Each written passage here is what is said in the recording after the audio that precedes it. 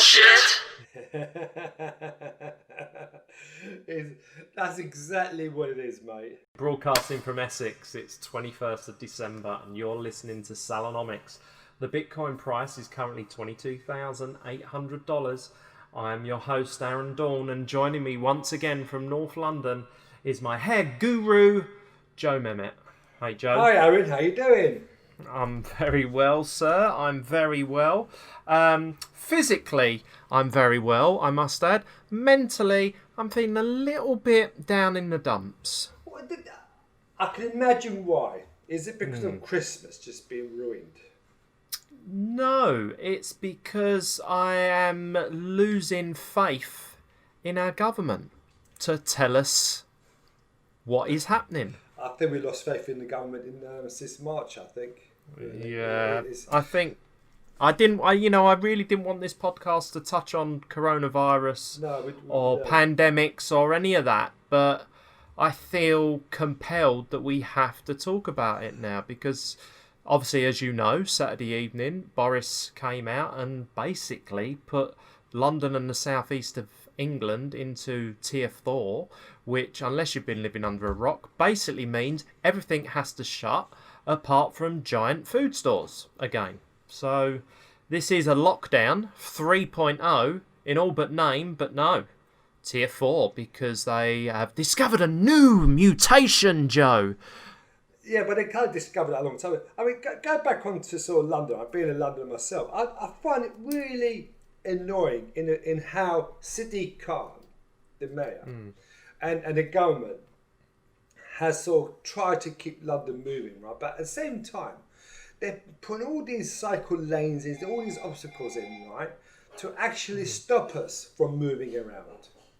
I find it really absurd how, because, you know, we touched on it before, right, where the government prints out money and the money goes to the councils and the council's been spending this untold monies on unnecessary things. Yeah, cycle. Infrastructure. Yeah. Infrastructure essentially handicaps the city as opposed to frees it up. If we've got a pandemic, why have these infrastructure put in? Why have all these regulations put in? Why have more cameras? Why shut down roads, flat runs? So like all of a sudden, congestion just being built up in certain areas, all because of these roads being closed off.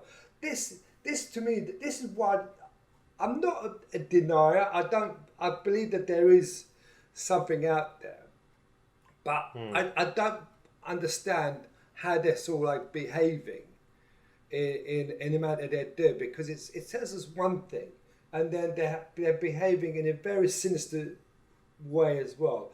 But I could come back to that point because I have really, really sort of like very sinister, well not sinister, but disturbing opinions of all this really. But I want to hear your thoughts on this because obviously, you got children. You got your Christmas and all that to look forward to. So, how's it going to affect you?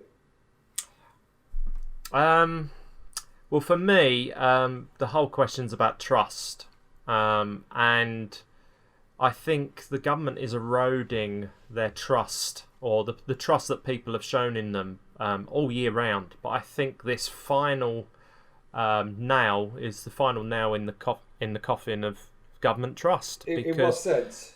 In the sense that how can any liberal-minded person in this country think that what the government did on Saturday wasn't anything but sinister? The fact that they came out at 4 p.m. on a Saturday evening, basically banning anyone from moving at midnight that night.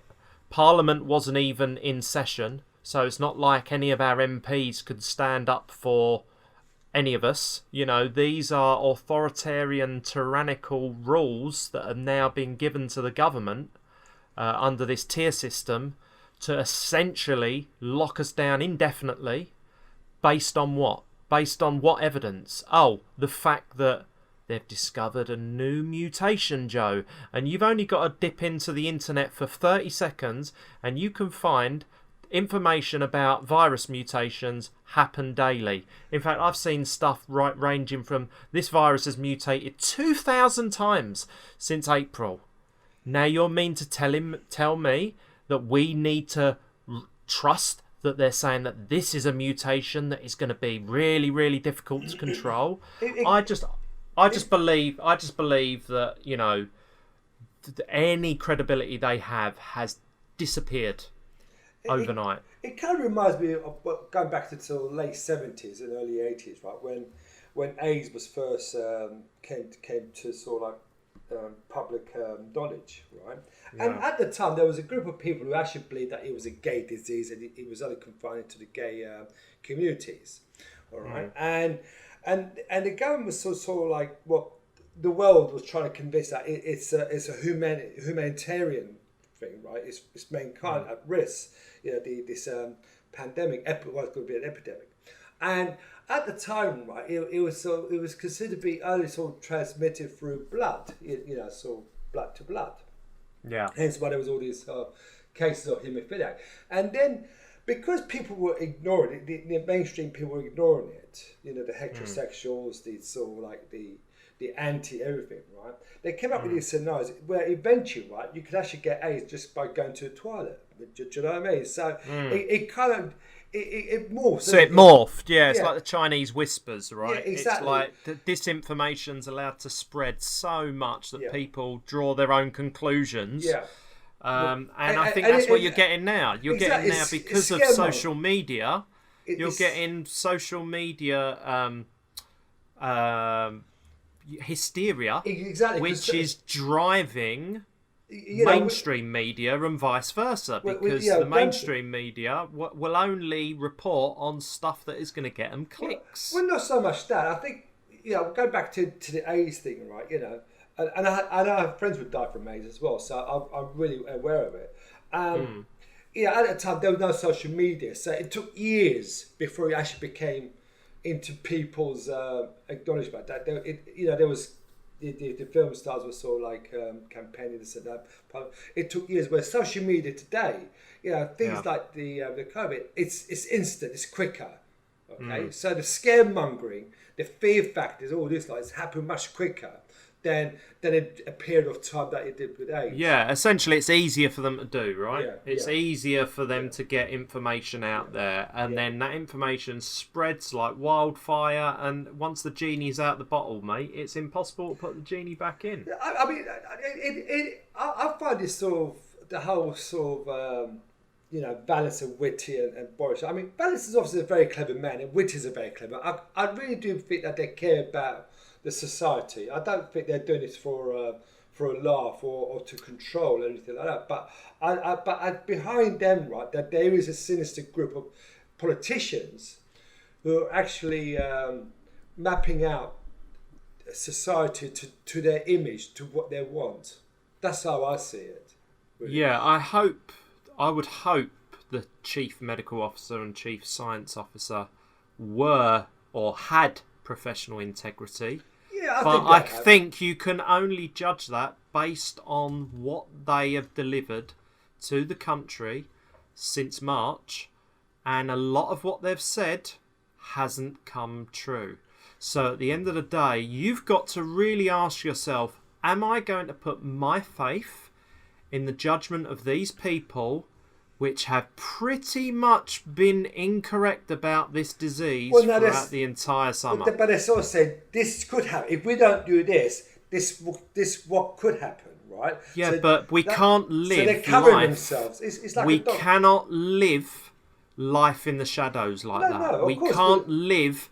Of course, I could go out and be run over by a bus. I can go out and break my leg by tripping over. That's going to be impossible. Well, I know, but it's the same, Joe. But it's the same thing. Yeah. Is it not?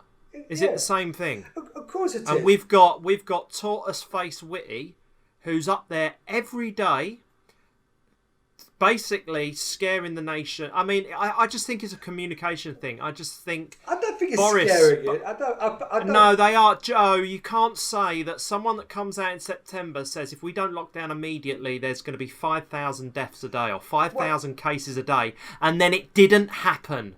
It didn't happen for 2 months. Because they took measures to prevent that from happening. No, right? they didn't. They didn't. Because Well, Boris ignored them for 3 weeks and he didn't lock down. Because and the official data came out. We still haven't reached this 5,000 a day cases. We still haven't reached that, even though that at the time they were saying this could happen next month. So why? And it's always this May, the surge. Because on the COVID app that I got, right, I get the alerts and notifications that there's been 1,351 cases. Well, you need to turn that shit off.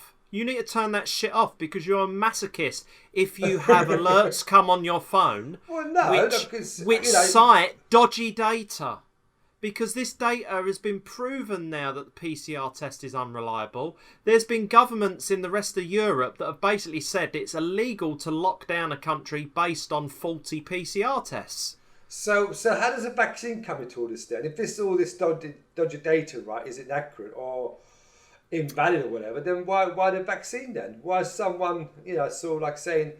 Well, the vaccine is there supposedly to appease people and to stop them being less fearful, right? Oh, yeah. I've had the vaccine, so therefore I'm not liable to get this thing and die from it, right? Isn't that the point of a vaccine? But a vaccine is not. It's not one vaccine for life, is it? No, it's 2 shots every 3 months for the rest of your life. Well, now you tell me. Tell me. Are you going to sign up for that?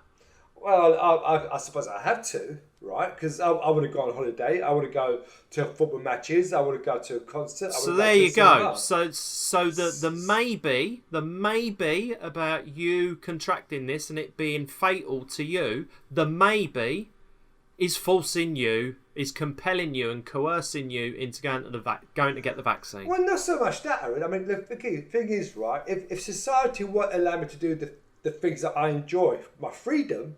All right, I don't want to live in a society where I'm controlled completely. I don't want someone to tell me I can't do this, I can't do that. I mean, it's already bad enough. Get the vaccine then, and then you can do whatever you want, Joe. Is it. So, even though there's no proof that the vaccine is going to work on the new strain or work at all. And I would argue, if it only works for 3 months, then it can't be a vaccine. I mean, can you explain to me? There's some parents are saying, right, that there's people who's got the virus, but they don't know they got the virus, right? Yeah. How does that work? I don't really get that. So how do they know they got it? Because they went to get a test, right, and the faulty test has basically confirmed their fear, which is a dodgy, So I got no symptoms. I got no symptoms whatsoever. This is what asymptomatic spread is. Right. So, about. the scientists can tell me you got it.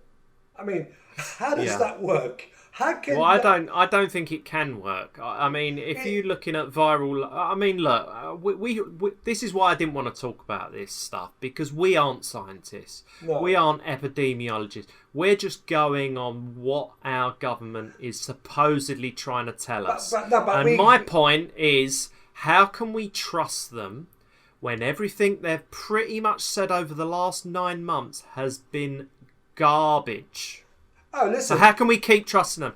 My point is, this is like Cry Wolf. And every month they're like the surge. If we don't do this, the surge. And every month we comply to their new set of rules. And the surge doesn't really come. No. And if you look at excess deaths from this year, apparently there was 60% more deaths in January of 2018 from the flu. Right. Don't remember anybody reporting on that, do you, mate? No. I mean, so no one really dies of natural causes anymore. They just die of No COVID. one dies of anything else apart from COVID. I think that's what we've learned. It was this argument I sort of have with, because, I'm a smoker, right? I'm a social smoker.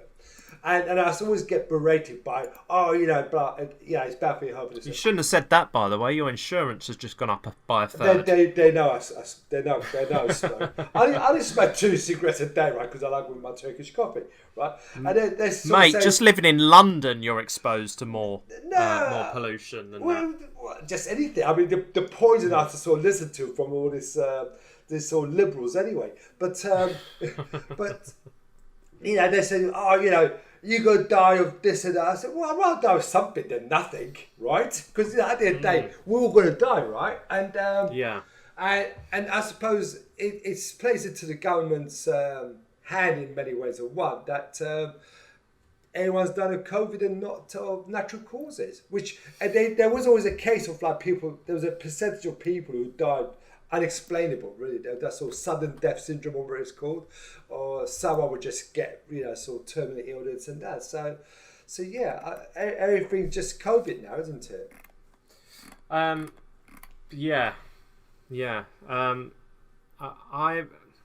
like I say, I'm just not comfortable talking about this because well, do you want to switch off? No, it's not that I want to switch off. I just wanted to focus the episode more on trust and who do you believe?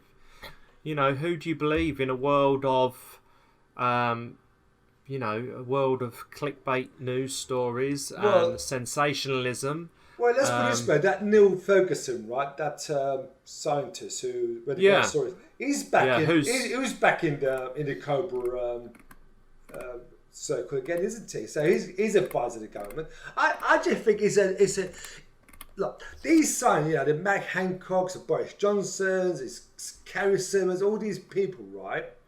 I actually believe they're activists. They're all part of the green environmental activists, and they're infiltrating politics to actually get these things across into society. I mean, look at Boris Johnson's girlfriend, Carrie Simmons' fiance. She's been voted PETA's, PETA people, the people against the treatment of animals, right? She's been voted the Person of the Year, right, for her role with the dogs. I think that. Why was some politicians' potential wife? Because she's married to Boris, right? I mean, you would need a medal. You would need a medal. PETA is a terrorist organisation, right? They're terrorists. They're extortionists. They're blackmailers. They're not They're not a sort of like an organisation, right, that actually cares about you and me. They care about sort of like what they want, right? They're quite aggressive in their manners. They infiltrate zoos, they infiltrate circuses, they treat the animals badly, they put on video and say, look, this is what the owner does, right? And they blackmail people to sort of say, you don't give us X amount of money, this is what we're going to expose you, right? And this is acceptable in today's society? No, they're extortion. And she actually recognises them as a sort of like upright citizens. I just find that very sinister. I really do. Well, I'm not. I mean, so what? Are you implying that certain people put trust in an organisation that uses terrorist-like tactics to get what they want? Well, then, Are you conflating the two? Are you saying that our government is complicit in, using terrorist tactics to lock down the country? Of course they are, because we live in a very soft totalitarian society. Very softly, right? We've been told what to do constantly every day now. Since March, we've been told what we've been told to do. Now, in the last count, right, and this is the interesting thing. We want to talk about Brexit, but let's talk about Brexit for a brief second. In this country, how many fines have there been issued since March? I have no idea. You tell me. About 10,000, right, I believe. In France, over 1 million. How draconian is that?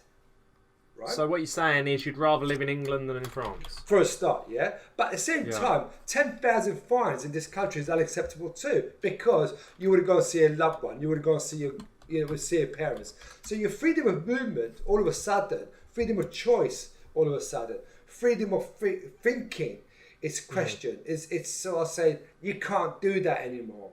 Okay, you've got to have a logical, reasonable reason to actually get in your car to go do something. Okay, so again, Well, again, are we free thinking society? No, we're No. not. And No, we're COVID, not. right, has exposed all this. And I think this is why. I think Piers Corbyn or them, right, they've got the right idea, but I think they're too aggressive in their manner, right?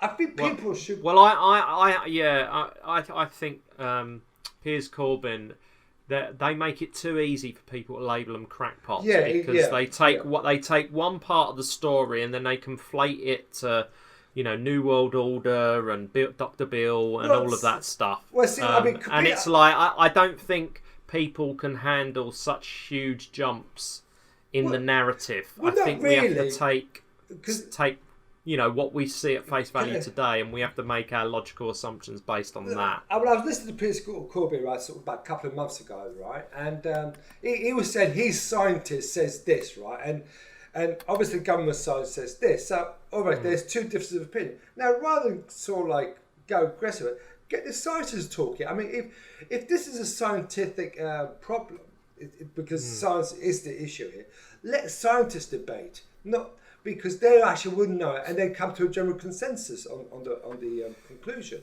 So I don't think it's a question of. I agree with you. So it's then a question of, okay, what scientists are you willing to believe? Because I see just as many voices of science on Twitter saying the exact opposite of tortoise face and Valence, saying the opposite of what these guys are saying. So it's like, okay, well, whose science do you believe? But unfortunately, the opposite opinion is being censored, and that's not getting out there.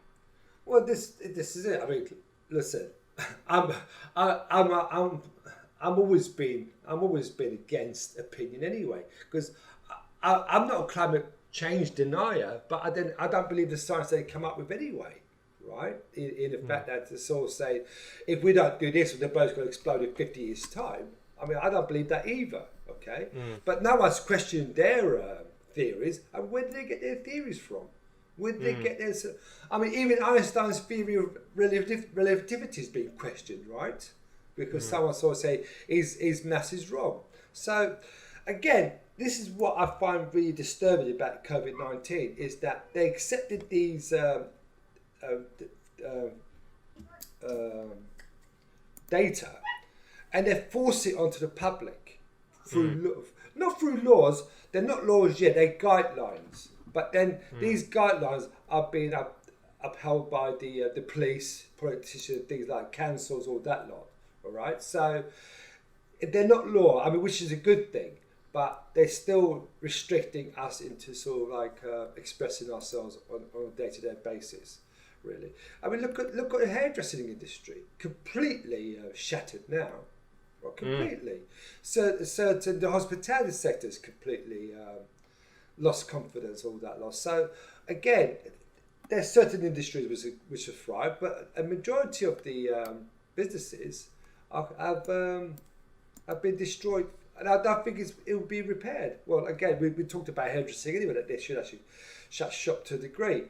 But I think this is the final nail in the coffin, like you said. That's how I see it, really. But then you were sort of like saying about who do you believe? Well, that's the whole point of this podcast. It's about faith, isn't it? It's about trust. And like I say, our government have essentially just eroded any trust that they have left in themselves with this measure, this act that they did on Saturday evening. I mean, did you see Hancock on TV Sunday morning essentially telling people how irresponsible they were for trying to get out of London? Well, I mean, that's his government that have created that reaction. Well, can I say something? So for him to then blame everybody for wanting to get out of London before they get locked up. I mean, I'm sorry. Well, no, but if there's people in London... The guy's deluded. If there's people in Tier 4 now, right? Why would they go to somewhere where it's Tier 2? I mean, they're going to infect that area as well, right? So people have to be responsible to a degree. I mean, there was this thing in Islington, right, where I walk my dogs, right? Now, you can't go to the shops without wearing a mask and anything. There's all these social distance, all that lot. Which is a guideline, right? So you don't have to wear a mask, by the way. Right. But as happened, it's a guideline. We went to Sainsbury's, actually, about a month ago, and there was the monitoring police Excuse me, sir. Why do you wear a mask, sir? Can you please wear a mask, please, sir? And that's it. Exactly. This was in Sainsbury's, right? This is a local. Said that to you? Yeah. Not to me. There was a gentleman. Someone else. And what did he say? You know, he didn't have one. Did he comply? No, he didn't have one. He didn't have one, right? So what did he do? You have to continue shopping, or you get a fine, right? You get a fine, and you walk out. No, not true. Not true. I mean, if you look at the signs they have on the windows, it says compulsory face coverings, right. And then in the small print, it says we are following the government guidelines. That's right, about face masks. Right. So guideline isn't compulsory. But of course, people are not aware enough. It's how you interpret it, right? Exactly. So I've been in supermarkets without masks. No, I wouldn't go. I wouldn't go. Well, I mean, I'm doing it from the simple reason that, you know, we know the data. We know that you have to have a certain viral load. You can't catch corona just by walking past somebody. We know that's bump. And also we know, do you know the type of mask you actually need to prevent you from getting any kind of virus? Is it KN95, whatever it's... No, mate. It's a proper gas mask that covers your eyes and everything. Right? The Hamzat suit, or the Hamzat one. Exactly. I put a post on Facebook this morning showing that they're the masks required to completely... protect yourself from getting the flu. So once again, it's just misinformation that's gone out there. The government says in March, no point in wearing masks because we've found that they're not effective. By wearing masks, you could end up transmitting it to you by adjusting your mask all the time, etc. And then in July, they brought in mandatory masks. So what I'm saying is, it's the constant flip-flopping of information from our government. They're saying one thing and their actions are doing the complete opposite. That erodes all faith and trust in what they are saying. But listen, I mean, this is where I find Islington Council quite disturbing as well, right? There's all these guidelines, yeah? And there's this big area, a playground area, right, where mummies, nannies, caretaker, they all congregate into this sort of one big play area, right? And there's always about 50, 60, 100 people in there with children in the swings, in the slides, all that, like roundabouts. And are they social distancing? No. Are they interacting? Yes. Right. All the things which the government and the council are sort of constantly reminding people to do, there's no one monitoring this area at all. And as far as I'm concerned, right, apparently the biggest spreaders, right, are children at the moment, right? Schools are the biggest spreaders. It's all happening, okay? So again, why don't I shut the schools down? Okay. Well, because it's a token gesture, right? It's a token gesture. Who can go to work if their kids are at home? Wow. You tell me that. You tell me what the point is in going to work. If when you go to work, you have to pay a babysitter to look after your children, so it renders the money that you earn while at work irrelevant. Well, so why would you go to work if you then out of pocket? Well, see, I come from a very different sort of generation where, if you can't afford to have children, don't have children. I mean, that's, no, of course, Joe, but that's just impossible in today's society. Where would we be? Where would we be if everyone had that attitude? It would be an idiocracy. It's all. You're going to get the lowest. You're just going to get. Well, China like did. I don't feel comfortable like discussing all this because I think these are ideologies. There's nothing backing up what we say, what we do. This is just our opinions. Right. Like I say, I mean, for me, why would I go to work, earn £100 a day, if I've then got to give £80 or £90 of that to a babysitter to look after my kids for 10 hours? That doesn't make sense. Does that make sense to you? No, not at all. I just don't see. So why do it? And essentially, that's what's happening. Schools are essentially just a babysitting service because no real education's being done at the moment at school because kids aren't allowed to use musical instruments or play sports using actual equipment because of the sanitation the sanitary risks of it all. Does it not stop the progress of a child then? Absolutely. You know, Of course it does. So I don't really sort of. Of course it does.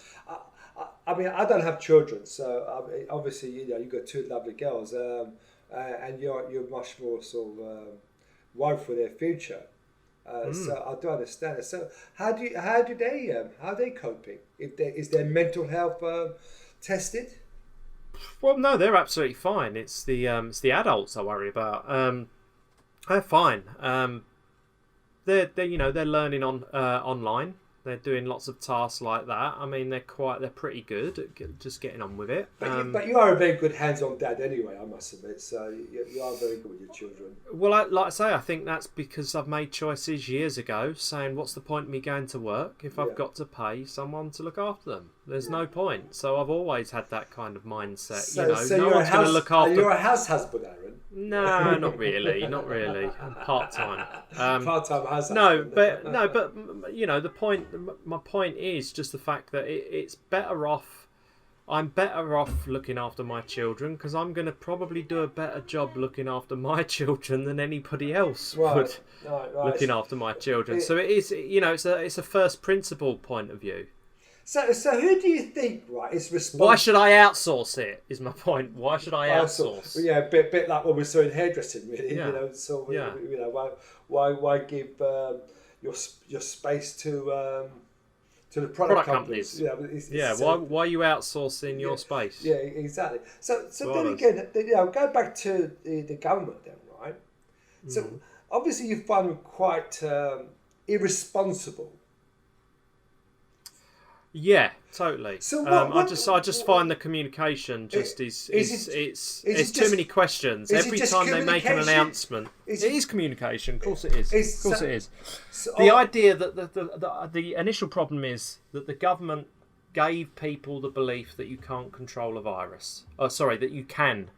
The problem is the government giving people the belief that you can control a virus right in the beginning.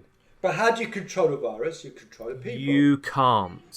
But you have to control the people, right? In order to control. Well, you can only control people. But like I say, if these viruses pop up anywhere and they're invisible, I mean that's when the government becomes quite tyrannical, isn't it? If they're pretending everything on an invisible enemy, if your government will break the law during an emergency, then they're going to create an emergency so they can break the law.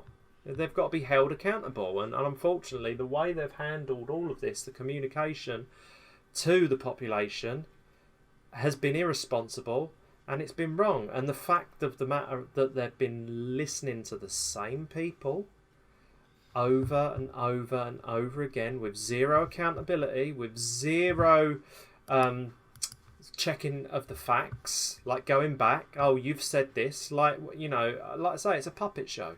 It is an absolute puppet show. And I'm an anarchist, I suppose, deep down. I just want people to stop telling me what to do. I don't think you're an anarchist. Treat me like an adult. I am an anarchist because I don't like people telling me what to do. And I just want to be given legitimate information, and I will then take the how can you be an anarchist when you just want to practice what you achieved all your life? You worked hard for. That's the freedom to express yourself. This is the beauty about this country. We are free to express ourselves. Does it because someone says because you don't agree with the government, you're not an anarchist, Aaron. You actually do what you believe. Listen, I mean, if you actually look at the definition of what anarchy is, it's not the Sex Pistols. No. Do you know what I mean? It's about people just staying out your way and just stop telling me what to do. If I'm an adult, then I should be able to make a judgment call on my own. But listen, on my own volition. You pay your dues, right? Anarchy comes from the medieval Latin anarchia, from the Greek anarchos, having no ruler. That's all that anarchy means. I just don't want somebody to tell me what I can and can't do. So the whole especially country, on a daily basis, and especially on based on data that none of us have. Access to. Yeah. Can I just change the subject slightly, right? Because we're talking about Please do, because We're ju- like I say, I hate this. we're just talking about communication, right? Mm. And I'm just on my sort of like online, right? So reading about my football club, Arteta, and this is what he says: I want relegation fighters, not victims. Mikel Arteta admits Arsenal need to be careful of threat of going down, and urges his players not to bring excuses and negativity after their worst start to a season in 46 years. So how do you interpret that? I want relegation fighters, not victims. Is he sort of saying, is his players the problem? Or is he saying, I'm not the problem?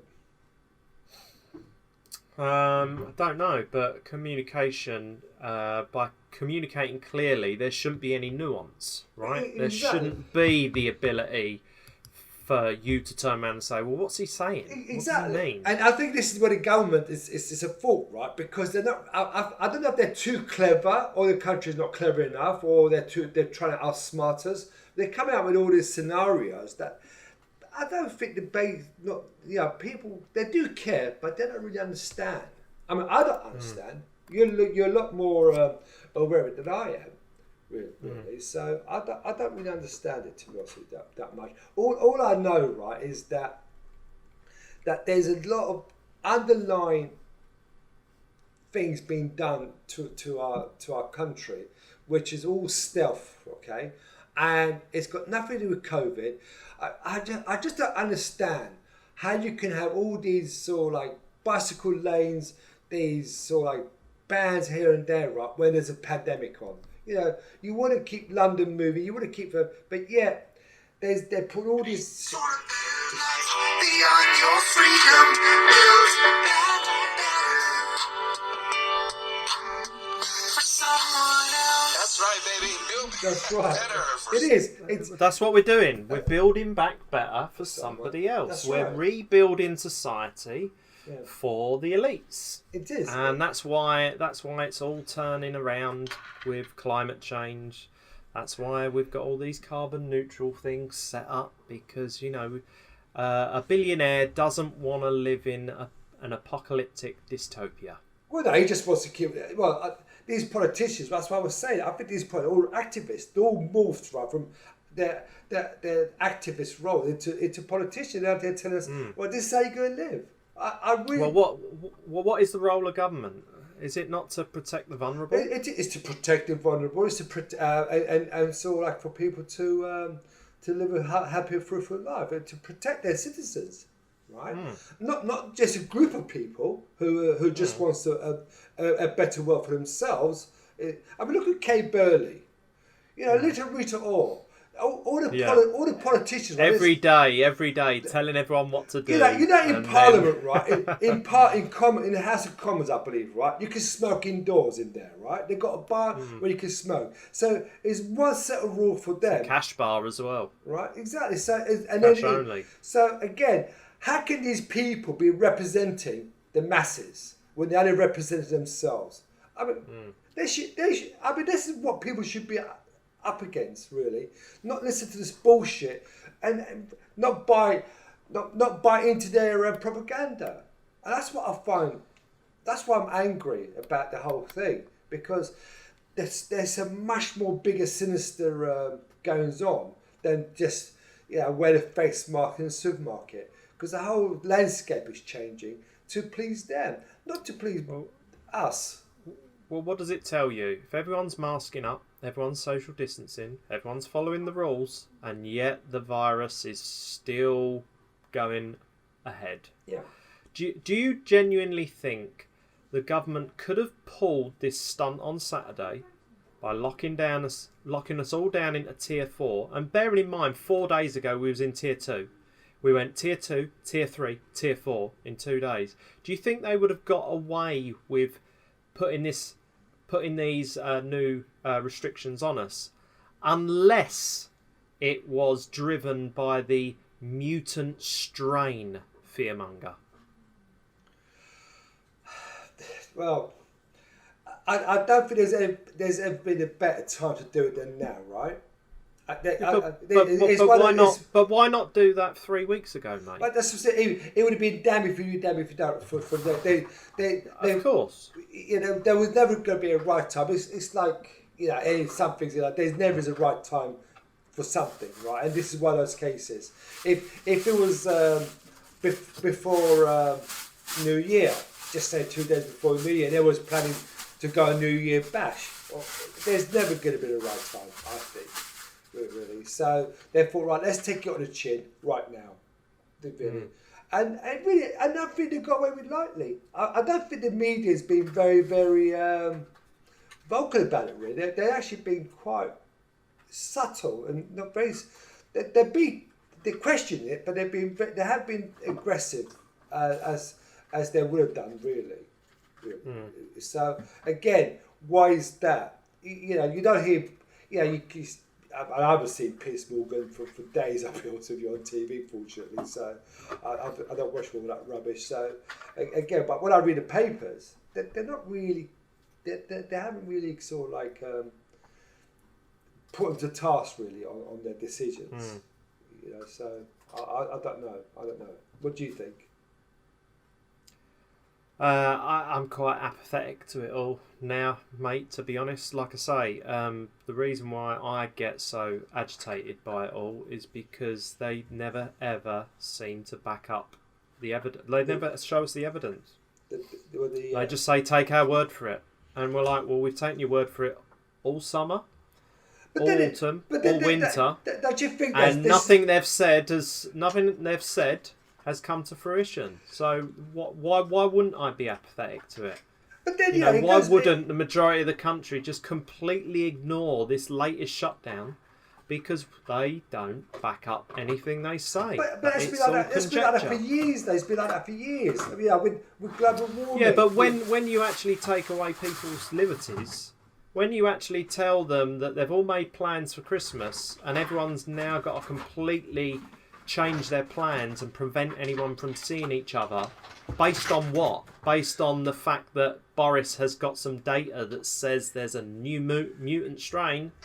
Okay, where's this data then? But there is no data. They don't share the data. Scientists, right, have been trying to play God for 20 years or so, right? They've been trying to change the way the world evolves. Every day, right, they've been sort of saying that we don't do this, this is what's going on, this is what this... It's just... Smoking, drinking, driving a car, walking down the road, being nice to someone. There's all these researches. There's so many researches being done every day. And there's someone sort of saying, well, we got this, and then you've got to behave like this. And so scientists have been trying to play God for 20 years. I mean, I'm a Muslim, right? But I would love Jesus, or I would love Muhammad, or Abraham, whatever, to come down and sort of say, hey, I am the second coming. They would disbelieve him, right? They won't believe him. They'd poop him as a nutcase because the scientists are right, you know. And this is the thing, you know. There's a Christians, right, believe in the second coming. Now, listen, Jesus, if the science is right, then they can prove it. This is it. With evidence. Yeah. Because isn't that what science is about? The fact that it's irrefutable. Yeah. Exactly. That's all we're saying. We're just saying prove it. We're just saying prove it. That's all we're saying. Well, if they was that worried about, you know, hospital admissions, then why aren't they using the Nightingales, Joe? Well, this is it. The Nightingales are empty, right? I saw some data the other day from a reputable source that said hospital occupancies is 10% fewer than this time last year. So where's the crisis? Where was the crisis last year? Well, last year when there was no COVID. Well, there was a COVID, but it wasn't. Well, apparently there was. There was in September, but no one took it seriously, right? So. Well, I mean, China came out in January, said there was zero evidence to show that there was any human-to-human transmission of COVID-19. But you know how back in January. But you know how it got transmitted to this country, right? From a ski resort from Austria, right? So again, it's these sort of like well-to-do people. From the Davos douchebags. Yeah, the well-to-do people going on their holidays, right? And they're coming back and mixing into mainstream society. So again, right, it's the liberal elites. It's actually, and we the working class people are paying for all this. That's another Yeah, thing. they always do. They always do. Yeah. And obviously, that the people that have to pay for the inflation are the poorest members of society. It's as simple as that. Exactly. So I just find it quite unacceptable. So what are you saying? Buy Bitcoin and fix the world. No, not Bitcoin. Yeah. Did you talking about politics? Right? Did you listen to Keir Starmer's speech yesterday? His address, right, about the government's decision. Right, we listened to it yesterday in the car. I switched him off years ago, mate, because But, he just wants even more draconian measures. Even more. He wants to put his knee on the throat of even more people. Oh, definitely. But this is it. We were listening to it in the car, right? In the car, and my wife says to me, "Okay, Keir, we know this. We know what the government's done wrong. But what would you do?" They never say, "This is what we would do." They go, "Well, the government's done this. The government's doing this. It's terrible. This. It's terrible that." Right? But they never say, "This is what we would do." So again, it's pointless, all this sort of debate, really, because there's no answer. No one's got any answers, really. That's exactly how I feel about this podcast right now. Okay. On that note. On that note, yeah. Well, like I say, because it's just, it just makes me feel angry. It makes me feel frustrated. It makes me worry about the future, and I just think that is the whole point of this episode. It's anxiety-inducing. People that haven't got such a strong mental fortitude as me will be affected a lot more than me. And if I'm getting demoralised and drained by it, then, like I say, there's not going to be too many people that aren't. Well, again, what's the biggest campaign right now? Mental health. That's the biggest. Exactly. They're actually making this mad. They're basically writing their own charity grant. Yeah, exactly. Yeah, they're writing their own grant for it because Exactly. this is probably this entire episode has been the biggest, acceleration of mental health issues this country's probably ever seen. Exactly. Good times create weak men, unfortunately. Look, we've had the good times for too long, and now we're stuck with a bunch of, weak-minded people that will not be able to handle all this, and it's I'm fearful for them. Well, the way I sort of see it, all the things, right, which are shut down, right, had to shut down. Hospitality, cinemas, pubs, restaurants, all these things, right, had to completely shut down, right? All the things people work hard for to just enjoy. People go to work to just get 1 hour, one night, one evening, one pleasure from all these sort of establishments, and they're taking that all away. They're taking it all away. That's what I mean. It's disgusting. They are taking it away first, Yeah. and then they're trying to back it up later. For me, I've always felt that this lockdown over Christmas is simple. Test numbers will go down over Christmas anyway because people were busy doing Christmassy things, going to see family, eating turkey sandwiches, eating the turkey, opening presents. People aren't going to be that bothered about going to get tests over the Christmas period, right? Yeah. Can we assume that? Yeah. No, well, they should do because let's scope this out. So if the numbers are going to go down over Christmas, right, then the government bringing in a lockdown means that the data will show that the numbers have gone down over Christmas, and then the government will come out and say, look, the numbers went down because we went into lockdown. Yeah. So I argue they would have gone down anyway because people would be too busy to go and have a test. Well, too busy to go out the door. Well, I think. That's what I mean. Yeah. That's what I mean. So they're not going to go and have the test. So this week, the test numbers and the positive cases would have been going down anyway. Yeah. Yeah. But no, our government have kiboshed that because they've basically instilled the next level of fear by telling everyone there's a mutant strain that is 70% more transmissive. Is that what they've said? They've said it's 70% more likely to transmit. I'm sorry. And so sorry. So what would that vaccine, right, which was developed recently, how would it counteract this new strain of virus? Or it doesn't? I don't know. I have no idea. I've got no idea. All I can look at is the logical aspects from the data. And human behaviour tells me over Christmas everyone was going to get drunk, be merry, enjoy some time with family, not bother going to get tests. So number of tests would have gone down. Positive cases would have gone down this week. But now, no.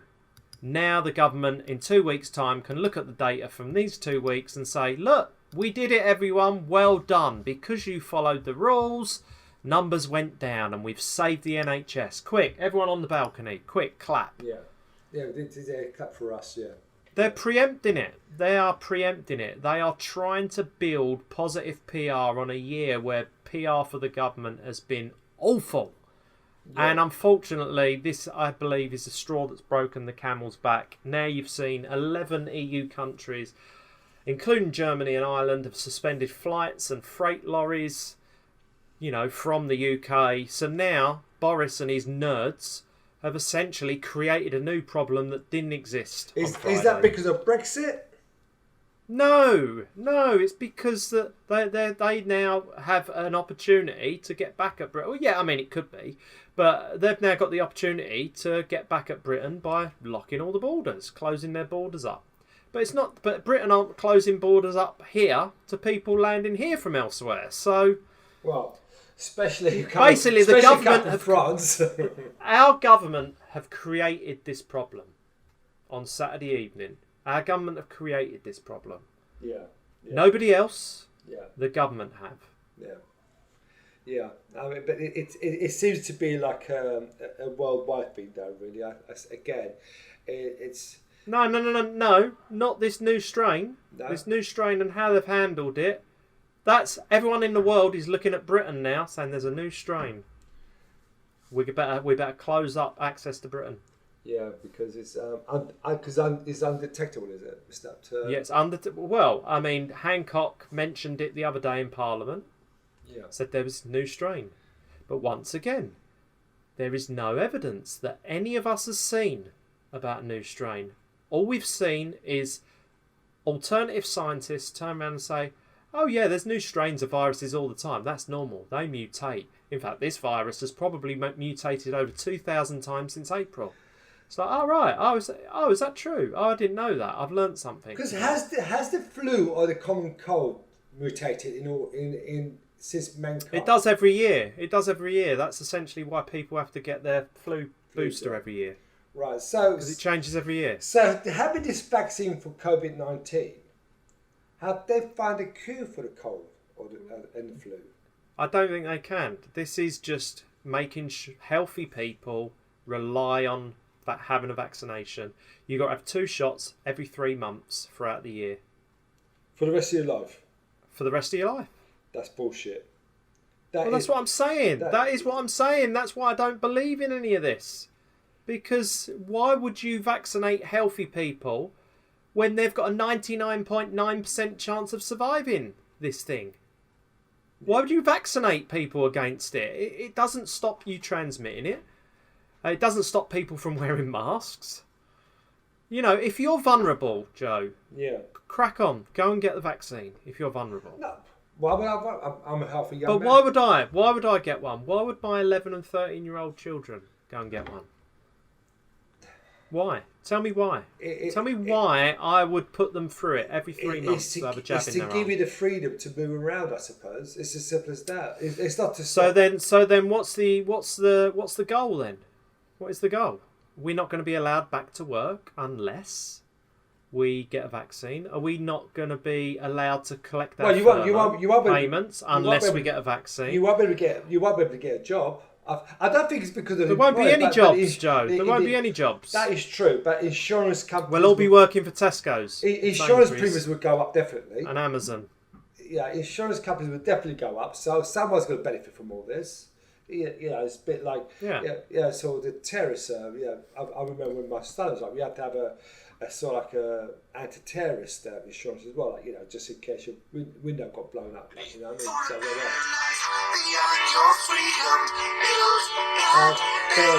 I'm saying it again.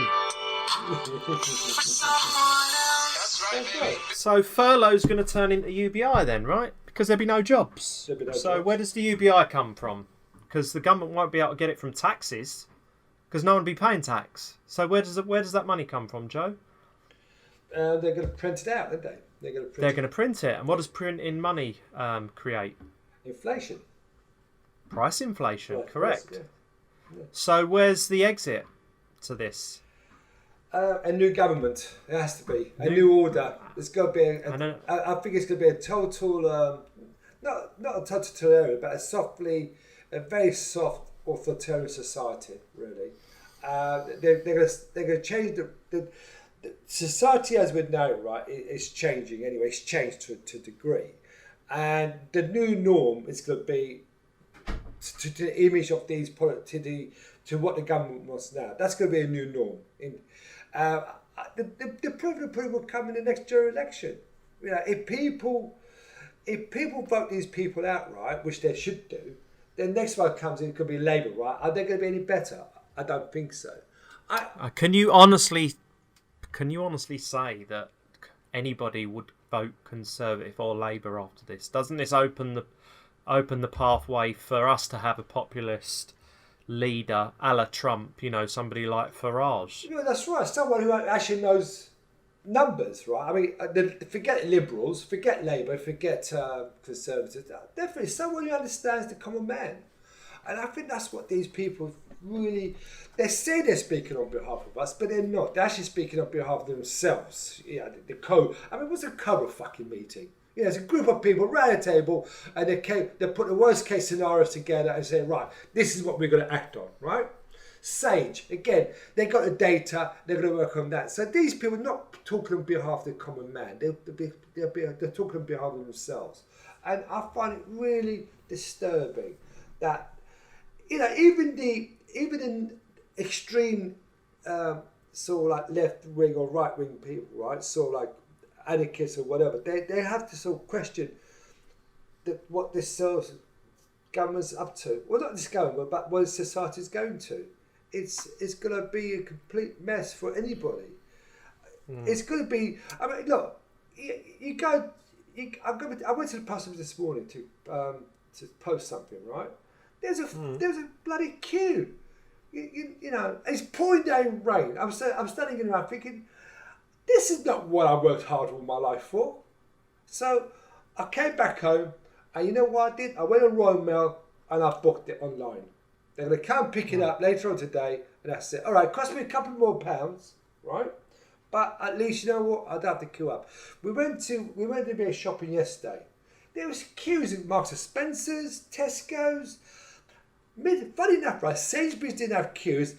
Well, Waitrose had queues. This is Islington, right? So again,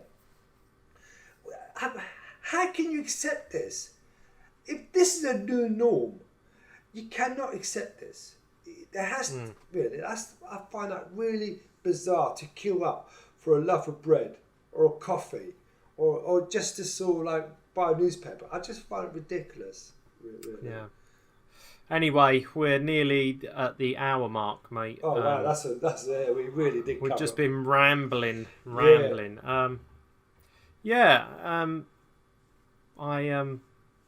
I say, I mean, if you've got anything out of this discussion, then let us know. But obviously, hopefully, our next show will go back to the normal, normal structure. Yeah, sorry about that rant, but I think it's very frustrating. I think we're both finding not the strain, but it's just frustrating. It really is frustrating.